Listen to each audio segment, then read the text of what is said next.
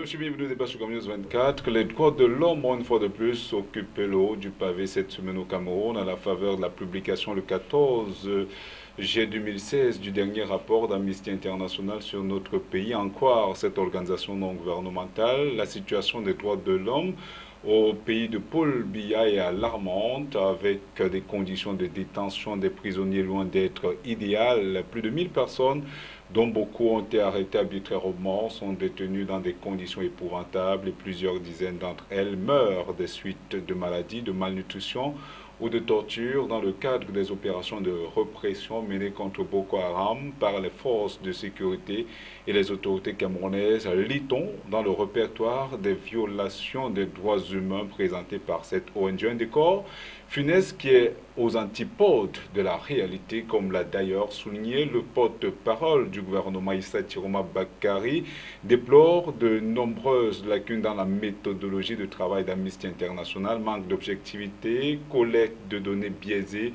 se basant très peu ou presque pas sur les outils scientifiques pertinents tels que la représentativité de l'échantillonnage, l'observation participante, pour ne citer que ces quelques éléments-là. En tout cas, nous passerons au crible de la pensée critique, les faits présentés dans ce rapport à l'aune de la réalité sur le terrain. Nous parlerons aussi des accords de partenariat économique entre l'Union européenne et les pays d'Afrique, des Caraïbes et du Pacifique ACP qui entreront en vigueur le 4 août prochain, du moins au niveau du Cameroun. Pour parler de tous ces sujets, j'ai le plaisir de recevoir sur ce plateau docteur ingénieur Justin Aimé Fougoum, qui est le président national du Parti vert pour la démocratie au Cameroun. Bonsoir, président, et bienvenue. Bonsoir Thierry, bonsoir à tout le panel, bonsoir à nos collègues qui nous suivent de part et d'autre. Bonsoir tous les amis, bonsoir tous les militants, bonsoir tous ceux qui nous écoutent. Je l'ai dit, hein, vous n'êtes pas trop présent dans les médias. On vous a quand même vu ces derniers temps sur Camnews 24 dans le cadre de l'émission Conversation avec un collègue. Et il s'agit justement de Justin Koungan. Oui. Vous parliez de la vie politique au Cameroun. On nous a par exemple entendu parler du code pénal. Quel est le regard du Parti vert pour la démocratie au Cameroun? Dans tous les cas, si vous pensez que je n'ai pas beaucoup parlé du code, nous avons eu à discuter, n'est-ce pas, sur d'autres chaînes, et que je ne vais pas citer les noms, bien entendu, pour ne pas faire de la publicité. En même temps, ce sont des chaînes concerts, ça ne gêne pas beaucoup. C'est des chaînes On s'est concerts. compris. Hein. Et effectivement, nous avons donné notre point de vue sur le code pénal. Au départ, nous l'avons critiqué sévèrement et nous avons l'impression d'ailleurs que le président de la République nous a écoutés parce que nous avons dit ceci, quand bien même, n'est-ce pas, le Parlement l'aura ratifié, quand bien même le Sénat l'aura accepté, ce code-là, avant que le président de la République ne le paraphe, et il devra le rejeter. Et effectivement, ce qui s'est passé, à la veille, nous avons tout simplement appris de part et d'autre, n'est-ce pas, à travers les différents journaux, que le président de la République a renvoyé le code pénal, n'est-ce pas, à une autre lecture. Bon, il s'agissait juste de l'article 127, pas grand changement. Peut-être au niveau également de quelques rares articles qui ont fait l'objet d'amendements. Pas grand-chose à se mettre sous la dent. Ben, il a été promulgué. C'est déjà pas mal. C'est déjà pas mal. Vous savez, dans un pays comme le nôtre, on a l'impression qu'on ne nous écoute pas, que les dirigeants et surtout certaines personnes ne nous écoutent pas. Mais à la réaction, effectivement, on est heureux que l'oreille soit tendue à tous ceux qui ont le droit, n'est-ce pas, de porter leur avis sur un élément comme celui-là. Or, vous savez, c'est quand même une révolution. Et puis, partir, n'est-ce pas, du code de 1967 à celui-ci, il y a quand même beaucoup, n'est-ce pas, d'eau qui aura coulé sous le pont. Et nous pensons que petit à petit, on va s'améliorer. Vous savez, on est dans un pays en voie de développement, on est dans un pays qui se cherche. Nous ne sommes pas dans des pays qui ont une histoire commune longue, comme certains pays, hein, je ne veux pas citer. Mais nous recherchons, nous faisons tout pour déjà avoir à nous intégrer, parce qu'il faut qu'on s'intègre. Il faut qu'on devienne un État, tout au moins nation, parce qu'on ne l'est pas encore. Il y a tellement de subdivisions dans notre pays que beaucoup de Camerounais, je veux vous le dire, ne savent même pas qu'ils sont Camerounais. Beaucoup de Camerounais pensent, pour certains, qu'ils sont Nigérians, d'autres pensent qu'ils sont Tchadiens, d'autres pensent qu'ils sont Gabonais, et d'autres pensent qu'ils sont Centrafricains.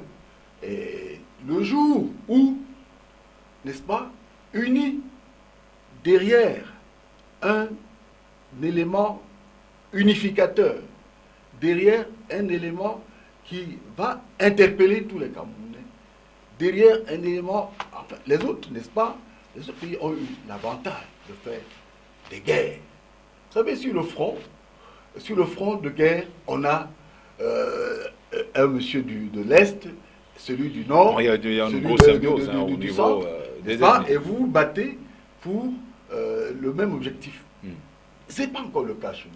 Et on va y arriver. Donc petit à petit, l'oiseau fait son nid. Peut-on dire. Okay. Okay. Vous aurez en face de vous pour ce débat le coordinateur régional du Front National pour le Salut du Cameroun. Il s'agit de Didier Yimkwa, qui est en même temps environnementaliste, très connu d'ailleurs sur la place publique nationale et même internationale. Il nous fait une fois de plus d'honneur d'être des nôtres sur ce plateau. Cela fait bien longtemps. Bon après-midi, Didier Yimkwa.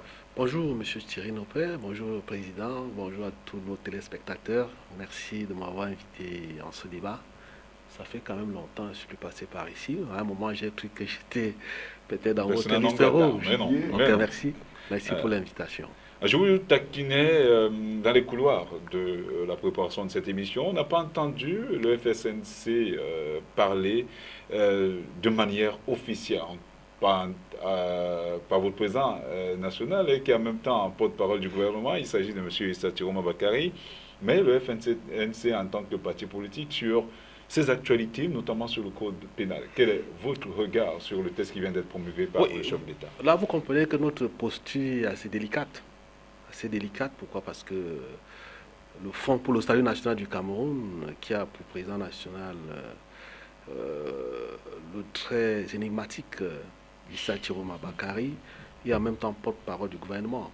Et cela va sans dire que notre position, nous alignons évidemment sur la position gouvernementale. Mais ça ne m'interdit pas moi personnellement, en tant que militant écologiste, de porter un regard critique sur, peut-être pas sur l'ensemble du code électoral, parce que je ne suis pas juriste de formation. Tout simplement pourquoi? Parce qu'il y a un article qui m'intéresse dans ce code. Il y a l'article 229 alinéa 1 qui stipule que est sanctionné la non-élimination des déchets. J'ai revisité la loi numéro 96/12 du 5 août 1996 portant loi cadre sur la gestion de l'environnement. Cet article a été puisé là-bas. La question que je me pose, c'est que lorsque le président de la République en même temps ratifie l'accord de Paris, il prend un engagement assez sérieux de réduire de 32% le gaz à effet de serre par rapport, d'ici 2035, par rapport à 2010. Et cela va sans dire qu'un tel engagement doit entraîner beaucoup d'activités allant dans le sens, effectivement, de la réduction de ces gaz à effet de serre en fonction des activités. Or, on ne peut pas réduire les problèmes environnementaux seulement aux déchets. Tout fait aggravant les facteurs liés au changement climatique doivent être punis. Par exemple, la dégradation du sol, la déforestation, le braconnage, tout ce qui tient à la destruction de notre biodiversité, tout ce qui est lié à à l'introduction dans notre pays les grandes, les voitures qui polluent, qui émettent le dioxyde de soufre, moi je pense que tout cela devait être encadré dans notre code pour donner une force à l'engagement du président de la République. Et moi j'ai été un peu surpris parce qu'au Parlement, il y a un réseau du Parlement pour la protection des écosystèmes. Mais quand on ne fait pas allusion à la déforestation, cela me pose des problèmes. J'ai l'impression que ce code-là protège les exploitants forestiers, qui sont par moments véreux, protège tous ceux qui sont dans les exploitations agropastorales, parce que pour créer des grandes plantations de 100 000 hectares, il faut détruire la couverture végétale, protège tous ceux qui sont dans l'exploitation minière, et c'est très grave, vous savez très bien que pour exploiter les mines, on détruit toute la couverture végétale, et généralement, ces multinationales ne respectent pas le cahier de charges qui en fait est le plan de gestion environnementale et sociale. Donc moi je pense qu'il y a un problème à ce niveau. Heureusement que ça nous fait une grande amoute, parce que moi j'ai rencontré des avocats qui m'ont dit que le code est perfectible, il n'est pas figé dans le diamant. Donc cela veut dire que les jours à venir, nous avons du travail à faire pour amener... Peut-être des plaidoyers. Bien sûr, on n'a pas assez de force. Bon, mais en même temps, quand on sait que le code pénal qui a été modifié et promulgué par le chef de l'État est quelque peu cinquantenaire, oui. Est-ce qu'il faudrait attendre encore 50 ans pour voir un certain nombre de choses changer jusque-là? Je ne pense pas, parce que nous sommes en 2016. Nous sommes à 19 ans. 19 années de 2037. Je vous assure, monsieur Thierry Niopé, que si on n'introduit pas la problématique de la dégradation des forêts, la réduction des émissions liées à la dégradation du sol, je suis convaincu qu'on n'arrivera pas à tenir à la réduction, aux engagements que nous avons pris devant la communauté internationale. D'accord, c'est compris. On espère justement que votre message n'est pas tombé dans les oreilles de sourds. À moins que le docteur ou le président Foucault ait quelque chose à ajouter. Vous êtes également environnementaliste, ça je ne l'ai pas souligné tout à l'heure. Tout à fait. On est sur un plateau d'environnementalisme, malheureusement, on ne parle pas d'environnement. On est de la même chapelle. Et moi je crois que, bon, il a anticipé sur ce qu'on avait à dire, puisqu'on n'était pas là encore, dans la mesure où, effectivement, ce qu'il dit est tout à fait vrai. Nous pensons que la loi ou aucun code, du moins ce code-là n'est pas figé. On a l'avantage désormais d'avoir dans le pays, n'est-ce pas, diverses sensibilités qui s'expriment et qui ont le droit de s'exprimer. Tout simplement que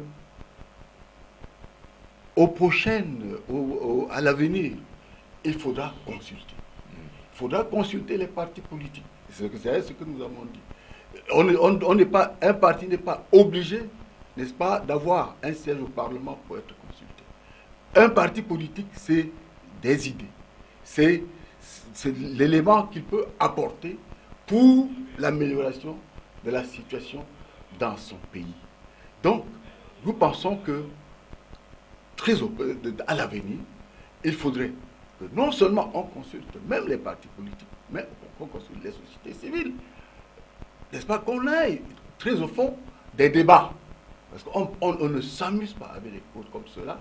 Effectivement, comme vient de dire mon collègue, en réalité, dans une certaine mesure, on a l'impression que le code pénal qui vient d'être promulgué, heureusement que dans une certaine mesure, plus tard, il y aura un code civil, on n'a pas encore, du moins, on a ouvert, n'est-ce pas, le Cameroun aux exploitants, aux pilleurs, à tous ceux qui peuvent, n'est-ce pas, brader tout ce que nous avons de cher, comme tous ces éléments liés à l'environnement. En fait, que les gens comprennent très bien, l'environnement n'est pas nécessairement la nature. Parce que les gens pensent que quand on parle de l'environnement, on parle n'est-ce pas, de la couverture.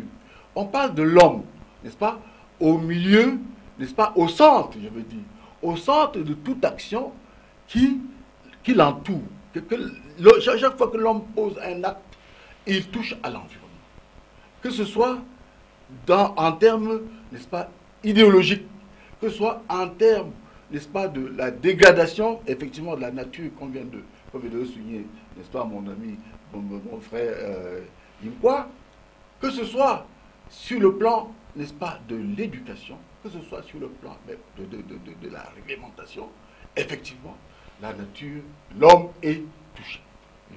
À ce niveau, nous pensons que désormais, et nous demandons aux gouvernants de bien vouloir faire attention, parce que dans ce pays, il y a au moins 300 partis. Et chaque parti peut s'exprimer, chaque parti doit s'exprimer.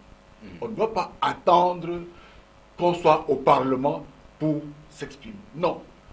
Nous avons le devoir de maîtriser, n'est-ce pas, tout projet de loi. Parce que les projets de loi doivent être longtemps, n'est-ce pas, émis dans les journaux, je veux dire émis dans les journaux, mis à la disposition du peuple pour que chacun puisse donner, n'est-ce pas, son point de vue, tout au moins. Ok, on espère que d'ici à là, les choses vont peut-être changer. En attendant, peut-être que 2035, qui pourrait peut-être sanctionner un certain nombre de choses. Tout le monde sait qu'on parle de l'émergence à l'horizon 2035. On espère que d'ici à là, peut-être que ces préoccupations et bien d'autres seront prises en compte dans les nouvelles dispositions juridiques qui seront prises par l'État du Cameroun.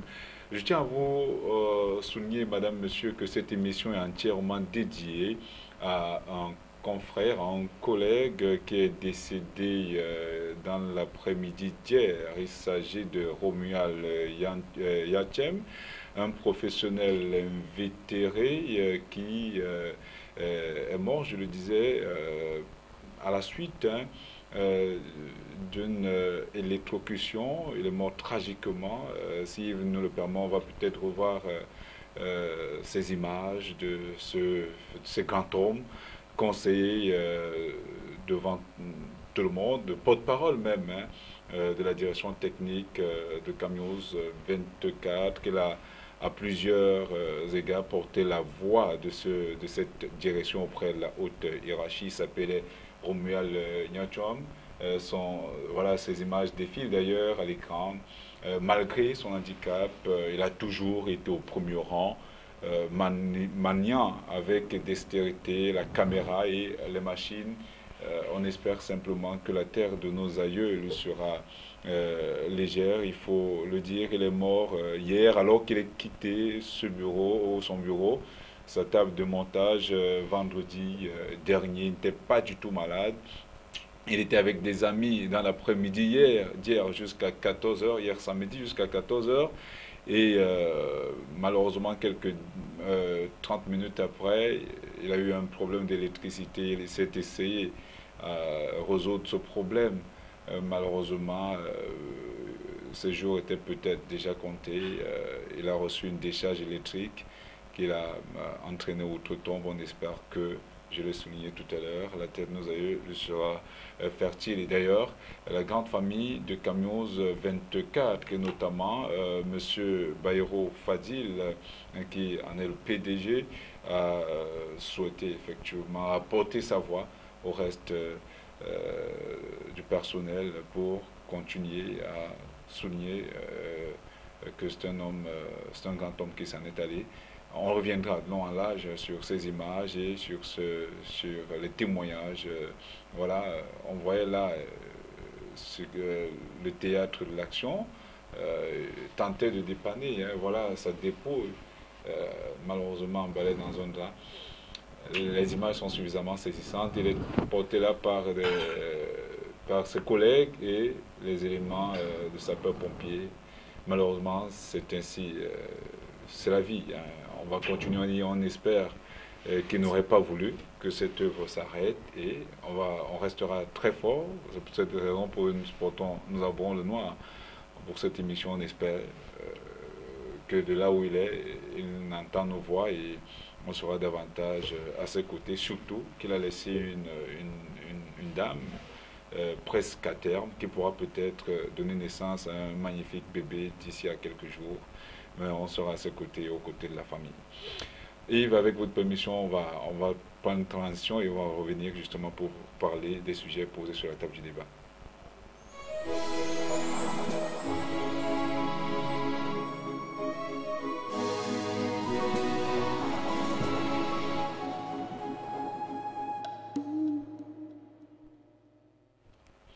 Je le disais en entame de cette émission, le Cameroun est sous les feux nourris des organisations non gouvernementales. Les droits de l'homme ont une fois de plus occupé le haut du pavé de l'actualité en cette fin de semaine, à la faveur de la publication le 14 juillet 2016 du dernier rapport d'Amnesty International sur notre pays. En croire cette organisation non gouvernementale, la situation des droits humains au pays de Paul Biya est alarmante, avec des conditions de détention des prisonniers loin d'être idéales. Je vous propose de suivre ce reportage de Donald Anonzoa. Amnesty International serait-elle un pendant du groupe terroriste Boko Haram? La question vaut son pesant d'or dans un contexte où les sorties pédantes de l'Organisation de défense des droits humains offre à chaque fois un permis de tuer aux terroristes et dénie au Cameroun le droit de se défendre. Au regard du récent attentat suicide perpétré à Djakana près de Limani et qui a fait 11 morts, l'on se serait attendu, à défaut d'un rapport d'Amnesty International sur les exactions de Boko Haram, ne serait-ce qu'à une simple lettre de compassion adressée au peuple camerounais meurtri dans sa chair. L'approche ainsi élaborée démontre à suffisance que l'organisation reste très sélective dans son appréciation de violations de droits humains. Cet acharnement contre le Cameroun rame à contre-courant du savoir-faire et du savoir-être des forces de défense camerounaises, très souvent cité en exemple dans les opérations de maintien de la paix. Il est de notoriété établie que l'armée camerounaise engagée au front, tant à l'intérieur du pays qu'à l'extérieur, a toujours su observer scrupuleusement les conventions internationales en matière de conflits armés, notamment les droits et obligations des belligérants contenus dans le droit international humanitaire. Convient-il ici de rappeler à Amnesty International qui, avec emphase, fait l'apologie du terrorisme, que dans toutes les écoles de formation des forces de défense et de sécurité, les droits de l'homme constituent un module de base. Bien plus, au sein des forces de défense et de sécurité engagées au front, la règle d'or est connue. Un terroriste capturé vivant est 1000 fois plus important qu'un terroriste tué. Le Cameroun n'enfreindrait aucunement à ces règles de portée universelle, lui qui aujourd'hui comme hier met à la disposition de la justice tout combattant de Boko Haram interpellé au cours des opérations militaires et autres patrouilles. Les tribunaux militaires de Maroua, de Garoua et de Yaoundé, composés en grande partie des magistrats civils, tiennent régulièrement des audiences quasiment ouvertes au public. Les prévenus ont droit à une assistance judiciaire et disposent de toutes les voies de recours qu'offre le droit positif camerounais. Ce rapport élogieux pour la secte terroriste Boko Haram vient enfoncer une porte entrouverte.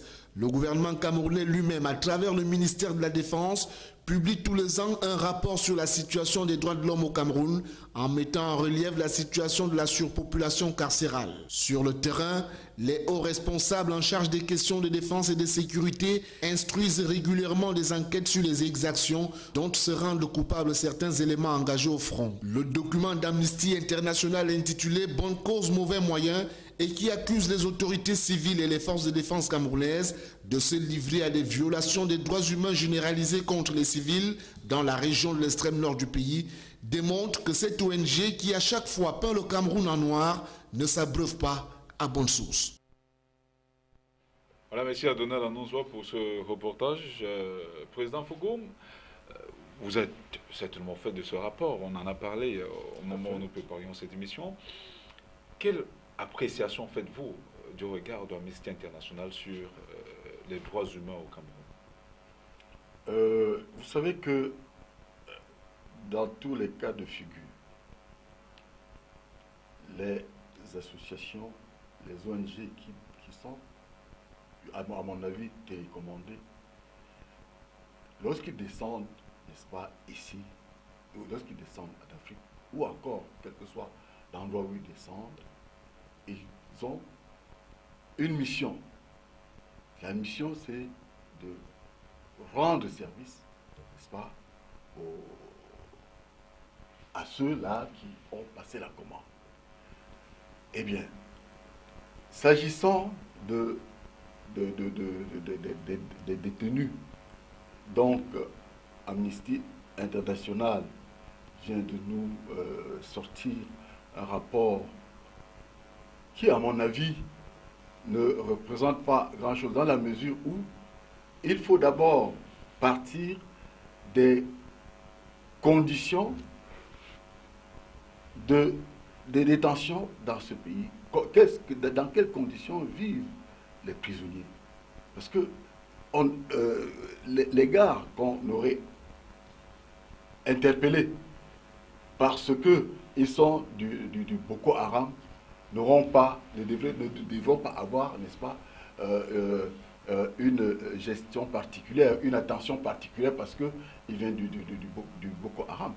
Je crois que tous ceux-là qui sont retenus parce que ils troublent ce pays, d'abord, ils doivent être sévèrement punis parce qu'ils ne permettent pas de vivre en paix.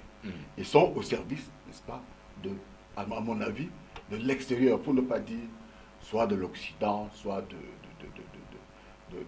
l'Extrême-Orient. Or,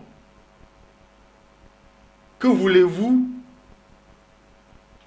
qu'une association, j'appelle ça association, pour ne pas dire des gens télécommandés appelés Boko Haram, qui sont appelés à venir, n'est-ce pas, aux limites du Tchad, du Cameroun, du Niger, n'est-ce pas, chercher à créer un État. Parce que nous le savons, étant donné que la région, n'est-ce pas, du Tchad est une région pétrolifère, il faut tout faire pour perturber tous les pays qui auraient droit de citer sur leur propre terre et qui ont, n'est-ce pas, des richesses reconnues. Donc on reviendra. On a plusieurs dizaines de minutes pour discourir autour justement de cette actualité-là. Monsieur Yimkwa, on sait quand même que ce rapport intervient moins d'un an après le dernier. On se souvient justement qu'en septembre 2015, Transparency International avait fait un autre rapport, avait commis un autre rapport sur la gestion des droits de l'homme au Cameroun. Quelques 10 mois après, ils reviennent au galop, mais cette fois-ci un peu plus violent. Est-ce qu'on peut parler d'acharnement comme l'a laissé croire le porte-parole du gouvernement? Ben, cela va sans dire. Vous savez, M. Nyopé, au jour d'aujourd'hui, lorsqu'on parle de droits de l'homme, on parle aussi du droit de l'environnement, de la nature. Parce que le droit aujourd'hui n'est plus trop anthropocentriste, lié seulement à l'homme, il y a aussi dans la nature. Et sur ce plan-là, malheureusement, cette ONG ne fait même aucune allusion. Et je voudrais vous dire ici que pendant longtemps, nous allons payer très très cher cette guerre sur le plan écologique. Moi, j'ai fait le Nord au moins 3 fois.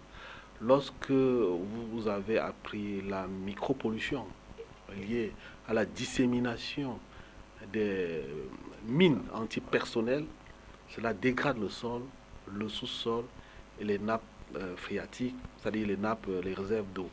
Et toujours dans les guerres, lorsque les gens se déplacent beaucoup, on a l'un des impacts négatifs, c'est l'accès difficile aux ressources en eau. Donc, il faut parler de ça. Mais on ne parle pas assez de ça. Ça, c'est l'un des... Je vous dis, nous allons payer cette histoire très très cher. Aujourd'hui, en Europe, particulièrement en France, on continue de ramasser des tonnes et tonnes de mines antipersonnelles déversées pendant la Première et la Deuxième Guerre mondiale. Heureusement que là-bas, ils ont assez de moyens pour relever la vulnérabilité. Mais est-ce que chez nous, on a assez de moyens pour s'y construire ou bien maîtriser cette vulnérabilité? Et puis, je suis un peu amusé quand je vois un peu comment fonctionne. Vous savez, l'histoire de l'humanité est découpée en plusieurs phases. On a connu l'esclavage, c'était la violence.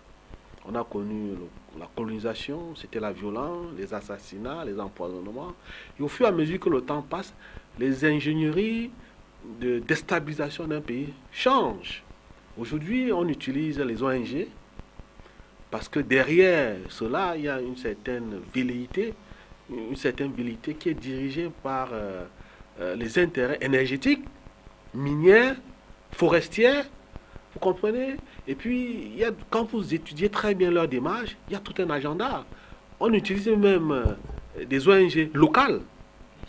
Nous, on en connaît, je ne peux pas les citer ici, qui sont des ONG satellitaires, qui vivent grâce à ces flux financiers Ils utilisent même vos confrères, certains de vos confrères journalistes, pour rendre de façon emphatique leur rapport. Mais je crois qu'il faut rester vigilant.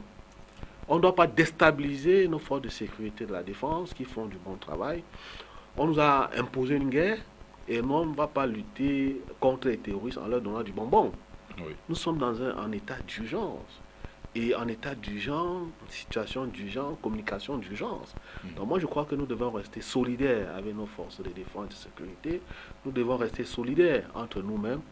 Nous devons rester calmes, sachant que nous sommes dans une guerre qui va durer longtemps et qui nous coûtera très cher. Docteur ingénieur Justin Mefougou, Amnesty International, justement, d'y avoir assisté au procès de 4 femmes qui ont été déclarées coupables et condamnées à mort en avril 2016 avec pour seul élément à charge la déclaration d'un membre d'un comité local de surveillance ou d'autodéfense à leur retour du Nigeria où elles travaillaient en tant qu'employées de maison et elles n'ont vu leur avocat que pendant une courte pause. Et selon cette ONG, justement, après être arrêtés parfois sans motif raisonnable et détenus dans des conditions déplorables en attendant d'être jugés, des personnes risquent d'être reconnues coupables et condamnées à mort par des tribunaux militaires sur la base des preuves minces, voire inexistantes à l'issue d'un procès d'une iniquité flagrante. Est-ce que quand on observe, quand on écoute ce rapport-là, on a comme l'impression que la méthodologie utilisée par les enquêteurs est sujette à caution? Ben, je crois qu'il faut bien le savoir. Hein, ce que Amnesty dit n'est qu'une déclaration. Ce n'est prouvé nulle part. Parce que on a ni photo, ni éléments qui nous le dit. Et je voudrais revenir, n'est-ce pas, à ce sujet. Amnesty International va jusqu'à nous traiter de coupables pour avoir cherché, n'est-ce pas, à la recherche de l'information. Mais quand Boko Haram détruit une église avec ses chrétiens, quand Boko Haram tue des femmes, des enfants, des femmes enceintes, n'est-ce pas, la force vive de ce pays dans leur chapelle, qu'est-ce que Amnesty International nous dit en retour?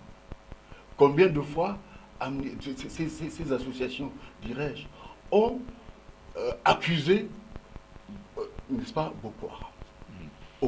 Aucune, hein. J'ai pas encore vu, j'ai pas encore lu, n'est-ce pas, un rapport, n'est-ce pas, pointant ces malfaiteurs lorsqu'ils commettent des exactions extraordinaires. Okay? Mais moi, je suis exacerbé quand Amnesty National, pour une simple démarche, va faire des emphases, alors qu'en fait, il n'en est pas grand-chose. Dans tous les cas, ils n'ont rien à dire, et il faut bien, n'est-ce pas, qu'ils fassent des déclarations de cette nature pour émeuter le peuple, pour croire que nous sommes effectivement l'histoire du mauvais dans l'histoire. Monsieur Nkwa, quand on écoute, hein, quand on lit ou quand on parcourt de manière synoptique ce rapport qui a été présenté le 14 juillet dernier, Amnesty International justement parle des conditions des détentions épouvantables. On parle notamment de gens qui meurent des suites de maladies, de malnutrition ou de torture dans le cadre des opérations de répression menées justement contre Boko Haram par les forces de sécurité et les autorités camerounaises. Est-ce qu'il peut avoir fumée sans feu? Loin s'en faut. C'est-à-dire, Amnesty est là dans une dynamique de structuration de l'opinion nationale et internationale. C'est un programme, c'est très bien élaboré. C'est-à-dire, structurer l'opinion nationale, structurer l'opinion internationale, montrer qu'il n'y a que du mauvais pour susciter quoi? Les antagonismes intra- ou intercommunautaires. Et quand vous allez jusqu'au fond, ceux qui financent Amnesty International, c'est les mêmes qui financent citoyenne, dynamique citoyenne qu'on a connue en Afrique de l'Ouest, ballet citoyen, et d'autres, moi j'en connais ici, là, moi je ne vais pas les citer, vous comprenez. Ouais. Donc, ils structurent donc l'opinion nationale, ils fixent l'opinion nationale pour susciter les antagonismes et les nourrir. Et que demain, vous allez apprendre qu'il y a la guerre entre les communautés et donner maintenant un visage physique au terrorisme. Et c'est ces mêmes gens-là qui iront après financer les dotés des armes et le Cameroun va rentrer en guerre. Il faut être vigilant. Et vous, journalistes, vous avez une arme, votre micro, votre confrère, on le dit, il ne faut pas tomber dans ce piège-là.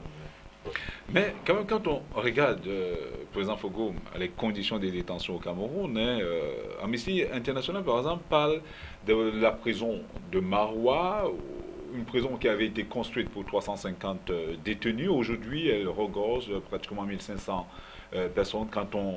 Quand on vit dans ces conditions que d'aucuns qualifieraient d'inhumaines, quand on regarde ce qui se passe à la prison centrale de Nkonengue ou même ici, la prison centrale de Douala, une prison qui avait été construite pour 800 personnes, qui regorge près de 3800, près de 3600, je veux dire, détenus aujourd'hui, est-ce que dans ces conditions-là, les droits humains sont pris en compte? Vous savez, une guerre comme celle-là n'avait jamais été préparée. Pour que nous disions aujourd'hui qu'on avait construit des prisons pour encaisser, n'est-ce pas, tous ceux qui sont, tous ceux qui se trouvent, n'est-ce pas, en mal avec notre réglementation par rapport à cette guerre. Bien. Donc, il faudrait que Amnesty International fasse des comparaisons. Parce qu'il n'y a pas que la prison de Maroua. Qu'est-ce qu'Amnesty dit de la prison des prisons de Douala? Qu'est-ce qu'elle dit, n'est-ce pas? J'en parlais tout à l'heure, elle est en surabondance. Vous en parliez, mais on ne doit pas, n'est-ce pas, retenir un prisonnier parce qu'il n'y a pas de place. On ne peut pas. Est-ce qu'il est possible de garder des conditions dans des prisonniers dans des conditions humaines? En attendant de construire, en attendant d'élargir, en attendant de créer d'autres, n'est-ce pas, d'autres structures pour les accueillir, nous sommes en devoir de les garder là où ils sont. Et à mon avis, si vous n'avez pas à vous mêler des affaires de l'État, restez tranquille. Parce que, pourquoi je ne suis pas en prison? Moi aussi. Parce que je me tiens bien par rapport à l'État, par rapport à la réglementation, par rapport à la loi.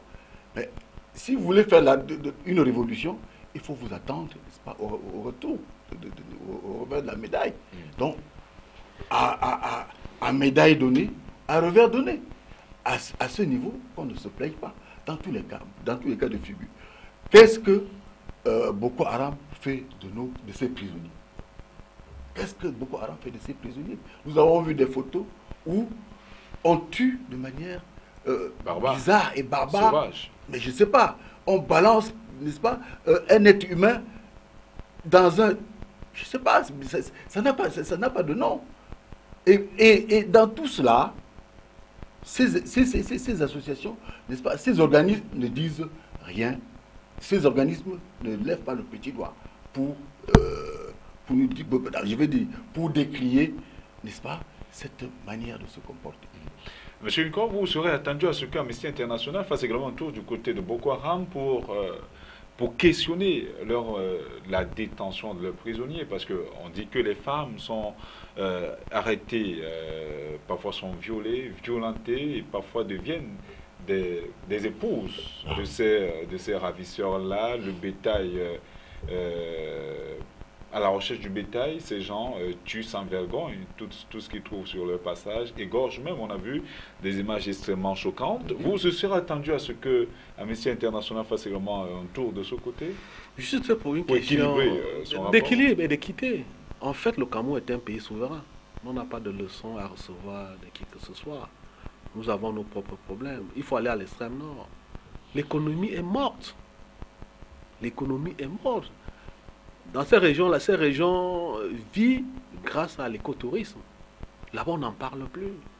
tous les couloirs permettant aux animaux de faire leur déplacement suivant les saisons, tous ces bandits-là sont là parce qu'ils veulent se ravitailler. Le braconnage a pris, moi je dirais, une intensité incommensurable, il faut faire, énorme. Moi je ne sais pas, vraiment, je crois que il ne faudrait pas donner la chance à ces gens-là d'introduire, de se fourrer le nez dans nos choses. Vous savez, il y a un adage chez nous qui dit que si le cancrelat rentre dans le mur, c'est parce qu'il y a une fissure. Moi, j'espère qu'il ne faut pas leur donner une fissure, leur donner l'occasion de rentrer chez nous. Parce que c'est vrai que certains de vos téléspectateurs vont me tarser de théoriciens du complot, ou je ne sais pas quoi, mais je pense que les exemples, nous avons vu par exemple au Congo, nous avons vu le rôle des ONG au Congo, nous en avons vu au Kivu, au Zaïre, on a vu au Rwanda. Je pense que nous devons rester vigilants. C'est pour ça que je reviens tout le temps sur ce mot-là. Parce que c'est un agenda bien élaboré, un agenda qui a pour un seul objectif, déstabiliser ce pays. Il ne faut pas oublier que nous avons quand même, le Cameroun est quand même, sur le plan géostratégique, le pays qui est bien situé par rapport au golfe de Guinée, avec tout ce qu'il y a comme richesse naturelle. Nous avons aujourd'hui presque la deuxième ressource en matière de pétrole. Nous avons, on parle quand l'on vous parle des ressources halieutiques dans le golfe de Guinée, ça vous donne des maux de tête. Nous sommes très très riches.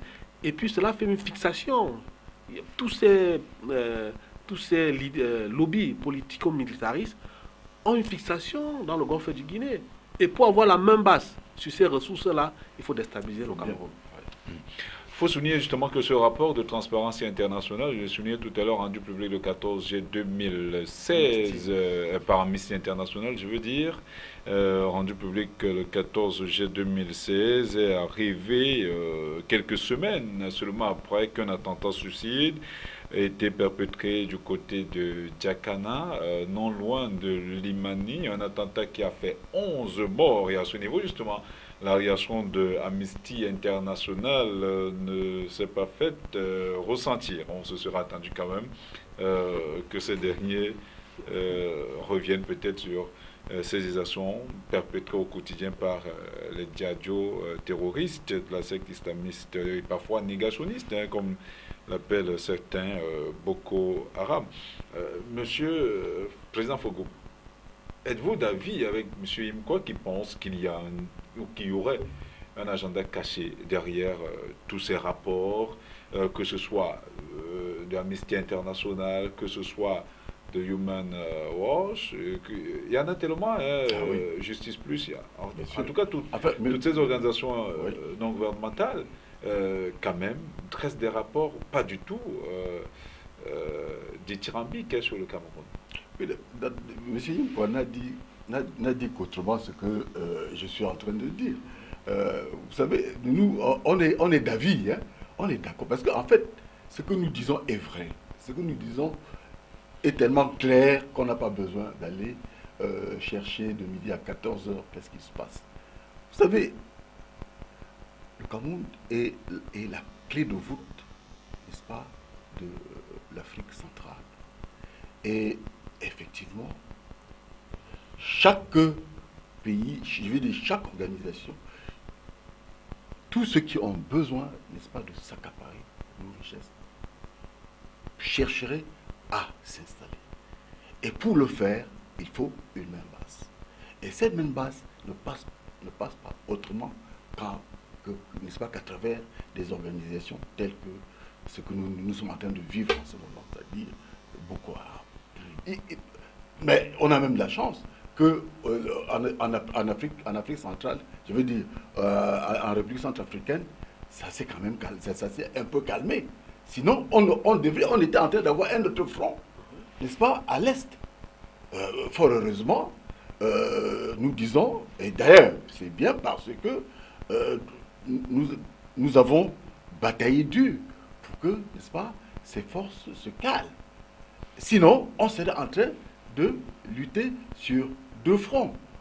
Peut-être demain, on en aura 3. Ça dépend, n'est-ce pas, de l'agenda, comme vient de dire notre ami Impois. C'est tout simplement, il faut le savoir, que nous sommes riches. Les Camerounais doivent le savoir. Et pour cela, nous devons être jaloux.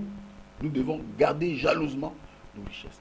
Depuis les dirigeants, depuis ceux qui ont la capacité de nous gérer, aux derniers Camerounais qui vivent aux confins de la Brousse. Parce que j'ai toujours dit que dans ce pays, personne ne meurt de faim. Je l'ai dit, nous avons déjà discuté de cela par ailleurs.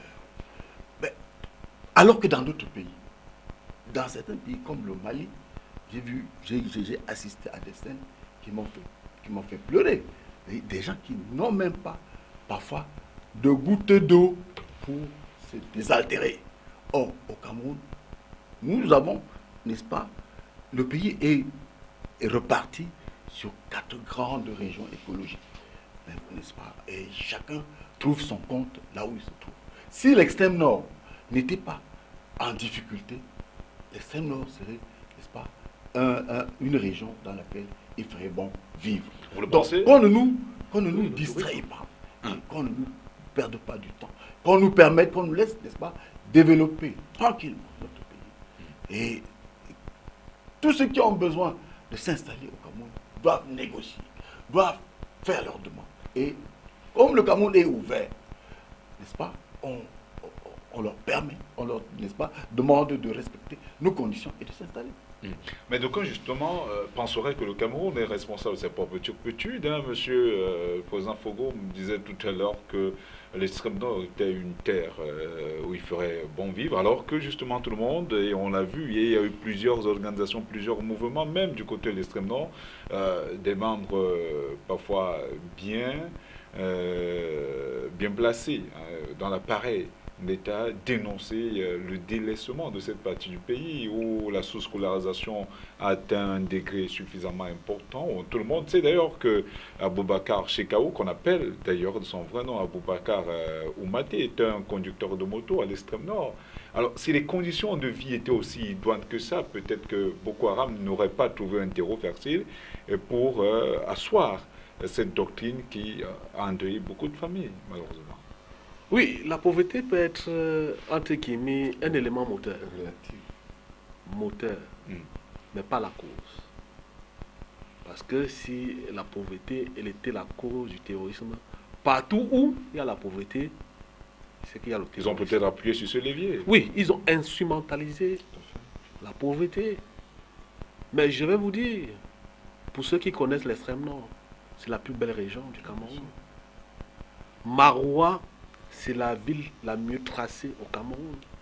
Que vous y allez 2, 4, 5, 10 ans après, vous arrivez, vous trouvez Maroua est tracé comme le damier, comme un tableau de damier. Sur le plan même de la biodiversité, l'écotourisme, c'est l'économie numéro 1 de cette zone. C'est vrai que le climat n'a pas été vertueux avec l'extrême nord. Toutefois, Dieu leur a donné par exemple le lac Tchad, qui est presque le seul lac en doré, je crois peut-être en Afrique ou au monde, hein, qui en 1970 faisait quand même 23 000 km².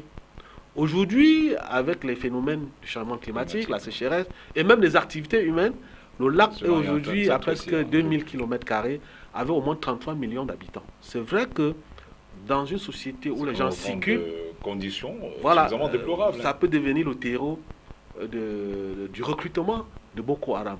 Là, vous posez beaucoup plus un problème de gouvernance. Et si c'est un problème de mauvaise gouvernance, il n'y a pas que la région de l'extrême nord qui en est victime. Il n'y a pas un développement harmonieux, il faut le reconnaître. Le dit n'est pas, on ne se positionne pas comme l'ennemi de Paul Biya. C'est vrai que nous sommes proches du gouvernement. C'est peut-être ce qui explique même parfois des actions du côté de l'Est déjà, avec les rebelles de la CDK. Tout à fait. En 2002 déjà, je me rappelle, si vous allez sur Google, vous allez taper le président Issa Chiroma, qui est le rédacteur, qui a été le rédacteur principal du mémorandum du Grand Nord, avait détaillé les problèmes du Grand Nord à l'époque. Qui n'ont pas trouvé, de solution. Oui, ça veut dire que ce n'est pas un problème de pauvreté, c'est un problème de gouvernance. effectivement, il ne faut pas ignorer les 100 milliards de francs du plan d'urgence pour l'extrême nord. Quitte à d'être, Voilà, c'est un problème de gouvernance. Mais c'est vrai que on l'utilise à d'autres fins. On l'utilise, pourquoi? Parce que c'est des jeunes qui veulent circuler, qui veulent voyager. Il faut aussi dire que avec la guerre, avec tout ce qui s'est passé en Libye, bon, ça a aussi donné beaucoup d'opportunités, d'ouverture aux terroristes, d'avoir des armes et puis être à mesure facilement de déstabiliser ce couloir soudano-sahélien, qui est aussi très riche, hein, parce qu'il semblerait que là-bas, on a trouvé du cobalt et même... Oui. Donc, c'est des zones très, très riches. Donc, c'est des zones qui intéressent beaucoup des lobbies politico-militaristes. Je sors par là avec vous, docteur ingénieur Fogou. Est-ce que le Cameroun paye là le prix de ses richesses naturelles? Est-ce que le Cameroun, d'une manière peut-être mieux reformulée, est la cible à cause de ses propres richesses-là, ce don de la nature? Le Cameroun, vous savez, nos hommes politiques, au départ, n'ont pas de vision. Parce que, vous savez, pour accéder, je ne juge personne ici, pour accéder, n'est-ce pas, à ce poste de chef de l'État, il faut avoir une vision globale du pays, une vision économique, une vision politique, une vision humaine, une vision écologique. La géographie du Cameroun n'est pas encore élaborée. C'est au fur et à mesure qu'on détecte ces richesses dont on parle. Donc, nous rattrapons au fur et à mesure qu'on avance. Bien, je veux vous dire, il y a 20 ans, on me parlerait du pétrole au nord, je vous dirais, je ne suis pas si sûr. Ça, c'est moi, ça. Il y a du cobalt au nord. Peut-être que les Allemands, qui ont la cartographie du Cameroun, le savent.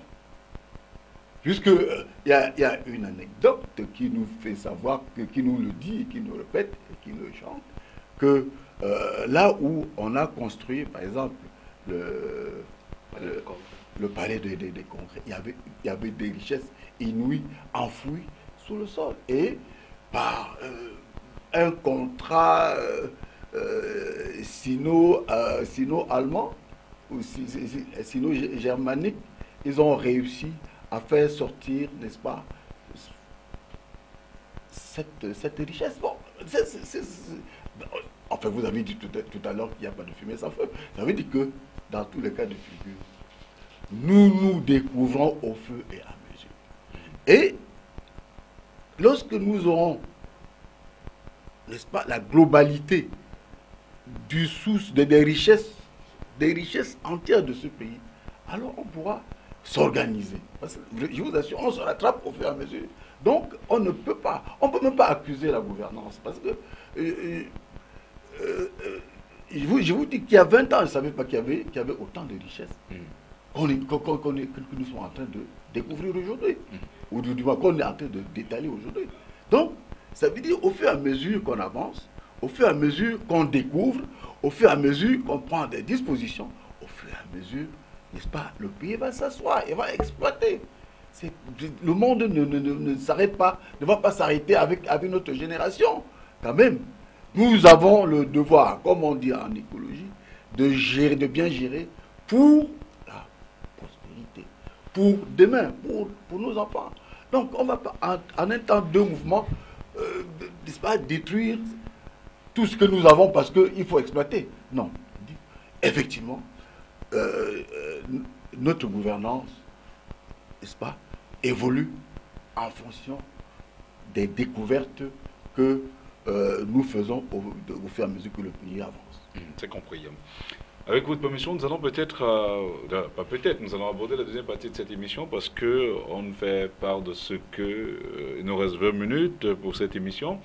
On sait que le Cameroun a décidé de ratifier les accords de partenariat économique avec l'Union européenne sans les autres pays de la communauté économique et monétaire des États de l'Afrique centrale. Présent donc dans la métropole économique au cours de la 14e session du comité interministériel des négociations de la PE tenue le 17 juin dernier, les plénipotentiaires des pays membres de la CEMAC ont une fois de plus analysé les différents écueils qui empêchent la conclusion d'un accord commercial équitable bénéfique pour tous les pays. Dans cette deuxième partie donc, nous analysons les enjeux et les perspectives des accords de partenariat économique que le Cameroun vient de ratifier. Notons que ces accords entrent en vigueur le 4 août 2016. Je l'ai d'ailleurs dit. C'est une bonne nouvelle, monsieur Imgwa? Pour moi, oui. Pourquoi? Oui, pourquoi? Parce que il ne faut pas aborder les thèmes, il ne faut pas aborder les APE sous l'angle idéologique. Il faut beaucoup plus l'aborder sous l'angle technique, avec des réalités avec des réalités locales. Parce que tous ceux qui ne sont pas d'accord, tous ceux que les experts que j'ai suivis sur des plateaux de télé, c'est les mêmes qui disent que l'économie du Cameroun à 95% est assise sur l'informel. Et c'est les mêmes qui disent qu'avec les APE vont tuer l'industrialisation locale. Pour moi, c'est un peu paradoxal. Moi, j'ai la chance d'être allé à l'école indienne. Je sais comment les Indiens fonctionnent un peu. J'ai discuté avec quelques Indiens. Ils m'ont dit que les APE que nous recusons au Cameroun, que eux ils l'ont accepté sans conditionnalité. Parce que les APE sont conçus en fait sur ce qu'on appelle les avantages comparatifs. Oui. L'Inde, la Corée, eux elles ont ouvert leurs frontières sans conditionnalité. Et elles sont mises au travail. L'Inde aujourd'hui est l'un des pays classés parmi les grands émergents. Parce que si la Turquie est un pays émergent, surtout au niveau sanitaire, l'Inde est un grand. Au niveau sanitaire, au niveau de la technologie, tout simplement pourquoi? Parce que les équipements qui venaient là-bas étaient très moins chers. Tout ce qu'il y avait comme intrant dans la fabrication de la microtechnologie était très moins cher. Ils sont mis au travail. Aujourd'hui, ils sont là où ils sont. Moi, je pense que les Camerounais doivent beaucoup plus travailler. Parce que les premiers produits qui vont entrer ici, en profitant de l'abattement douanier, ce seront des équipements. Donc tous ceux qui vont rentrer par exemple dans des PME, des travaux, des BTP, des nettoyages, pourront facilement avoir des équipements à vil prix. Moi j'ai la chance d'avoir en face de moi un environnementaliste, mais qui est aussi un économiste. Il pourra parler de ces choses-là mieux que moi. Mais je dis, quand je vois l'exemple de la Corée, de l'Inde, vous avez de fortes raisons d'être optimiste. Si et seulement si nous nous mettons au travail. On reviendra, il nous reste encore un peu de temps pour en parler. Docteur ingénieur Justin Mefogo, c'est une très bonne nouvelle d'après M. Yimkwa. Est-ce que vous partagez cet optimisme? Parce que beaucoup d'économistes n'arrivent pas à s'accorder justement sur la ratification de ces accords par le Cameroun. Tout à fait. Je suis en partie d'accord avec M. Yimkwa. D'abord, c'est une bonne nouvelle, mais c'en est également une mauvaise. Pas mauvaise, mais une nouvelle qui a des restrictions. Elle est bonne nouvelle parce que, effectivement, elle va nous obliger à nous arrimer, n'est-ce pas, aux technologies de l'extérieur, pour ne pas dire de l'Occident, mais à condition que nous ayons auparavant maîtrisé la normalisation et la qualité. Cet accord, c'est un accord de réciprocité. Or, quand on parle de réciprocité, ça veut dire que à rapport égal, n'est-ce pas, je peux faire des échanges. Qu'est-ce que, en ce moment précis, le Cameroun peut vendre sur le marché de l'Union européenne tout en respectant les normes européennes? Je peux préciser juste un mot, le temps pour moi de vous souligner justement que le ministre de l'économie, de la planification et de l'aménagement du territoire, Louis-Paul Motazé, qui est d'ailleurs la fille d'Ariane de ce projet, pense que le Cameroun, avec l'Union européenne, va continuer à échanger ou à exporter des produits tels que la banane, l'aluminium, des produits transformés de cacao, les contreplaqués qui proviennent du bois et d'autres produits agroalimentaires frais ou transformés. Là, c'est ce que pense. Oui, mais en fait, comme c'est un peu cette conditionnalité que j'exprime, c'est que il faudrait que nos matières premières ne sortent plus de manière brute de ce pays. Il faudrait une transformation, un apport qui, en même temps, va permettre à ce produit de se hisser, n'est-ce pas, au niveau de la norme européenne. Ne pensez pas que l'Europe va accepter n'importe quoi. Par contre, nous sommes prêts à tout accepter parce que jusqu'aujourd'hui, nous n'avons que 700 normes en réalité, sur 7, s'il vous plaît. Selon nos informations, je ne vous coupe pas, juste selon nos par rapport informations, on a pris. Aux normes de l'OMC. On a pris de l'Agence nationale des normes, de la normalisation, la norme, qu'il y a 1400 normes qui ont déjà été conçues et arrêtées au niveau du Cameroun. Ça veut dire que les choses évoluent. Ils sont partis de 700. Mais ce n'est pas des normes obligatoires. Le Nigeria a 5000. Ce n'est pas des normes obligatoires. C'est déjà cela. Et puis les normes obligatoires, n'est-ce pas, sont une sorte d'éléments de douane qui permettent, qui hissent un produit à un niveau qui lui permette d'être compétitif dans le marché. Ok. Mais justement, à ce niveau, également, la Nord dit que d'ici à la fin de ce mois de juillet, elle va maintenant aller vers les pays importateurs pour vérifier la marchandise de ce côté, enfin, d'éviter que tout, tant au Cameroun, comme vous avez semblé le dire. Pourvu que il y a beaucoup de travail pourvu que notre tissu industriel soit capable de répondre. Je ne dis pas non. Je vous ai dit au départ que je suis d'accord. D'ailleurs, ça va permettre à nos PME, à nos petites entreprises, n'est-ce pas, de copier. Pourquoi pas? Parce qu'en fait, la Chine s'est développée à travers les copies. Donc, nous allons exploiter les normes venues d'ailleurs. Nous allons nous hisser. C'est beaucoup plus ça, les problèmes. C'est un problème de normalisation. Nous allons nous hisser, n'est-ce pas, au niveau de la norme, qui va nous permettre, effectivement, comme dit M. Yanko tout à l'heure, de travailler. En travaillant, on va s'améliorer. En travaillant, on va créer de plus en plus de l'emploi. En travaillant, on va, n'est-ce pas, se mettre à la hauteur. Et les Camerounais cesseront par ailleurs d'être distraits, comme on l'est de temps en temps.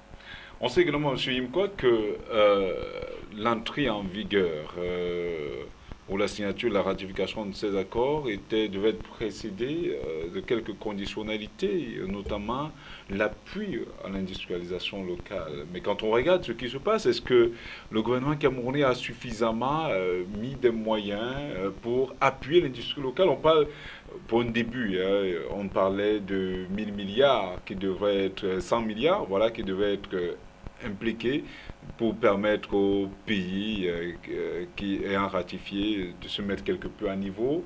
Mais au Cameroun, quand vous regardez le tissu économique local, vous avez comme l'impression qu'il y a une émulation à ce niveau? Pas du tout. Tout simplement, pourquoi? Parce que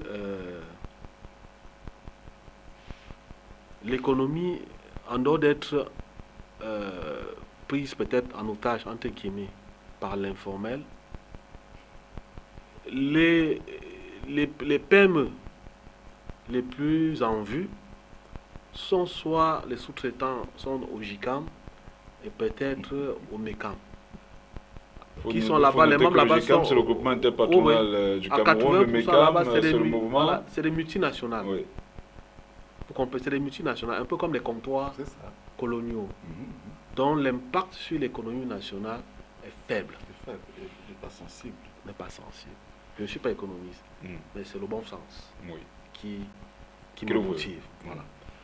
Il y a eu 2 institutions, pendant qu'on parlait des APE. Il y a eu l'agence de programme des investissements. Je crois que c'est une dame qui est directrice là-bas. Madame Mincha. Et l'ANOR. Mais est-ce que les 2 agents ont fait assez du travail? Je dis non. Parce que quand l'ANOR parle de 1500, c'est ça le genre. 1400, donc. 1400. Sur nos informations restées exactes. Le Nigeria a 6000. Voilà. Alors je vous parle. Le Nigeria a 6000. Le Cameroun a 1500. Ça veut dire que nous, on ne pourra pas être résilient par rapport au choc des APE. Non parce que c'est l'Europe, tout simplement parce qu'à cause de nous-mêmes. Mais la meilleure stratégie, M. Nkwan, n'aurait-elle pas recommandé, par exemple, qu'on fasse comme la Chine, se recoqueviller sur nous-mêmes à travers le protectionnisme pour se développer, pour nous développer en interne avant d'aller vers les autres, en encourageant la petite industrie, comme vous l'avez souligné. Écoutez, le président Aïdjo disait qu'il n'y a point de dignité pour ceux qui attendent tous les autres. Vous avez entendu parler de la microscience? La microscience est née en Asie, c'est-à-dire le fait d'amener les enfants à transformer, à donner une valeur ajoutée à tout ce qui est l'environnement. Chaque année, nous importons au moins pour 5 milliards les jouets. Et les jouets que nous importons de la Chine, c'est des objets de recyclage. C'est des rebuts des grosses entreprises que les gens transforment en produit. Oui, on nous vend ça. Nous aussi, on peut faire ça. Il faut dire la vérité, c'est que les Camerounais, ce n'est pas une injure, nous ne travaillons pas assez. Nous aimons beaucoup la facilité. Quelqu'un préfère aller s'installer au marché Mbopi, même avec 20 milliards, et faire 50 conteneurs par mois. Il préfère ça. Au jour d'aujourd'hui, nous continuons d'importer les cure-dents. Pourtant, nous avons la matière première. Nous avons le coton au nord, mais nous importons le fil à tresser. Dommage. Nous importons les lampes. Non, c'est trop facile de pointer toujours l'État comme bouc émissaire. Est-ce que nous-mêmes, nous avons la culture de l'industrie? Voilà la question. Lorsque vous parlez, monsieur, le docteur peut vous en parler. Il a eu à faire les études d'impact environnemental dans les entreprises. Lorsque vous parlez des études d'impact environnemental dans une entreprise, mais c'est la mort. C'est la guerre. Alors que derrière tout ça, c'est un investissement. Parce que lorsque vous maîtrisez vos risques, vous êtes sûr de les circonscrire et avancer. Mais lorsque vous ne maîtrisez pas vos risques, vous ne faites rien. Oui, mais là, donc moi je dis qu'il y a un problème de culture d'abord. Nous sommes d'accord à ce niveau. Il y a le problème de culture qui se pose, mais n'oublions pas également que les grandes industries se sont développées au-delà de la taylorisation, mais ont pratiqué à un moment donné le dumping. Pourquoi ne pas le faire? C'est l'initiative privée qui amène l'État. Justement, ce que vous Pourquoi dites, ne pas le faire à ce niveau? Soyez idiot, on l'a vu, il y a eu beaucoup d'industries qui sont nées là-dedans. Je vous en prie, monsieur Niopé, le problème est simple. Le problème vient de la nature de l'éducation que nous avons tous reçue. Qu'est-ce que vous attendez d'un licencié en qu'est-ce que vous attendez de lui? De pratique. Or, nous avons passé 40 ans, 50 ans à former des chômeurs. Excusez-moi les termes. À former des chômeurs. Monsieur Yimko vient de le dire. Ailleurs, on apprend à donner une plus-value sur l'élément que vous avez tout autour de vous. Ça veut dire que on vous apprend à observer. Au Cameroun, on n'observe pas. La faute à qui? La faute, c'est à l'éducation. La faute, c'est depuis le foyer, depuis la maison. Donc elle est généralisée. Au-delà de l'État, il y a également une éducation parentale. Attendez, il parle de culture, la culture de l'industrialisation. Oui. Mais si vous, depuis la maison, on ne vous apprend même pas à repasser votre chemise. Mais vous vous attendez. Je dis, on continue à former des chômeurs. Nous formons à la maison des enfants pour la consommation. Monsieur, écoutez, moi-même, j'ai commis cette erreur. L'enfant va à l'école, vous lui donnez 1000 francs, alors qu'il a mangé, alors qu'il aura mangé à midi, alors qu'il va manger le soir. Mais monsieur, il rentre déjà dans la consommation avant d'avoir appris à fabriquer. Tout le problème vient de la notion de la maîtrise de l'outil qu'on a tout autour de ça. Part d'essai. L'autre jour, on était quelque part, vous avez parlé de la fabrication des patins. Mais monsieur, c'était déjà... ce n'est rien d'autre que la fabrique. Moi, j'ai fréquenté en Allemagne. Monsieur, on devrait, dès la CIL ici, commencer à aller à l'école par alternance. C'est-à-dire que l'enfant que nous avons, que nous mettons, parce que nous l'amenons petit dans la vie, il doit aller à l'école, il doit faire 5 heures, 4 heures de cours et la pratique. Ça se voit aujourd'hui. On va dans les jardins, dans les petits... Ça commence à aller. Mais c'est trop tard parce qu'il faut attendre 40 ans. Je vous assure, il faut attendre 40 ans pour écumer cette masse de chômeurs qui n'ont rien. Attendez, comment voulez-vous que j'ai une licence, je veux conduire un Besky, une moto. Attendez, est-ce que j'ai besoin de faire 14 ans ou 40 ans 20 ans d'école pour aller conduire et demander 100 francs? Monsieur, ça c'est un technicien. Nous avons besoin de techniques. C'est de la technique. Quand on parle de la normalisation, c'est de la technique qu'on parle. Mais vous avez dit que les enfants ne prêtent pas, ou du moins beaucoup de gens ne prêtent pas attention. Effectivement, lorsque vous n'avez appris qu'à consommer, vous ne pouvez prêter attention à rien que d'aller dépenser. Or, quelle est cette société qui ne fait que dépenser? Ben, attendez, je veux tout dire. Qu'est-ce que vous voulez qu'il y ait plus de voleurs dans notre pays que de travailleurs? Pourquoi? Depuis le sommet jusqu'au... Parce que nous sommes dans une société de consommation. Parce que nous sommes dans une société à 80%, 90% de consommation. C'est compris. Monsieur Yimkwa, on va sortir par là. Hein. Donc, pour réussir cette entrée en matière, n'oublions pas que les accords de partenariat économique qui ont été ratifiés et qui entrent en vigueur très bientôt courent jusqu'en 2035 avec près de 600 milliards qui sont injectés chaque année pour permettre aux États qui ont ratifié justement de se mettre à niveau. Est-ce qu'au terme de 2023, où les accords seront vraiment globalisants et complets, est-ce qu'on peut croire que le Cameroun pourrait être compétitif d'ici à là? Si et seulement si on change de mentalité. C'est une question de mentalité. La culture de la consommation, il faut qu'on passe de la culture de la consommation à la culture de la production. C'est tout. Il faut qu'on soit... Je vais vous dire quelque chose de vrai, monsieur. Le Cameroun est incapable de fournir un conteneur de 8 tonnes de piment sec au Nigeria. Voilà un exemple simple. Je vous assure.